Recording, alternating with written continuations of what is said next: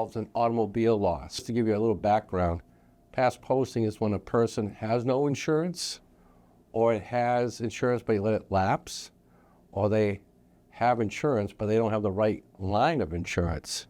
And in this case, this gentleman had insurance but not collision. He bought insurance on one day, and then 3 days later, he posted a claim. Now, the insurance companies, when they get a claim like this, they kind of turn it upside down because it's so quick to happen after the insurance was bought. Well, this gentleman evidently reported that he hit a pothole with his pickup truck. Nice vehicle, and it's a 2001 Chevy Silverado. He's very proud of it. Supposedly it ripped up the undercarriage and other damage underneath the truck. Contacted his insurance company and put a claim in for it. When they did the investigation of this case, talked to the gentleman that towed the truck, his story was completely different. And he said that he towed it from a performance shop in Loudon, New Hampshire. And it was up on the lift, and he blew the undercarriage and the power drive. That's why the car couldn't be driven. Now, they confronted the insured, and he said, no, that's all a lie. He said, no, I was in a pothole on Route 3 just north of Manchester, and I hit it. My undercarriage blew up. Carrier did a further investigation. They spoke with the performance shop, and they said, no, it was in here the 3 days before.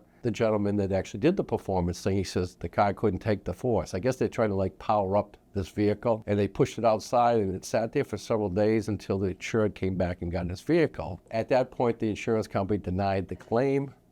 This was an attempt at like $2,703 after his $1,000 deductible was applied.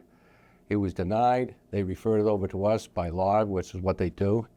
We basically did the same thing, but we were looking for more evidence and documentation. We spoke to the tow truck guy. We talked to the shop owner that did the power up, and he actually produced Visa card receipts from the insured to show that he was there that day prior to him buying the collision insurance, which was pretty much a lock. We brought this case to the county attorney for 2 charges of insurance fraud, and what happens is 2 separate statements he made, so we charged him with 2 counts. He eventually pled to 1. There was no restitution because he never got any money.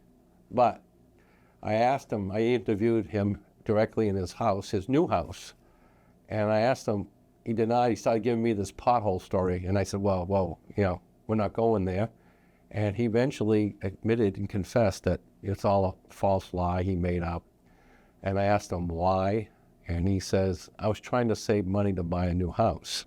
Evidently he got his new house, but he also got an invitation to the court. To report insurance fraud, email fraud@ins.nh.gov, call 1-800-852-3416, or visit nh.gov/insurance.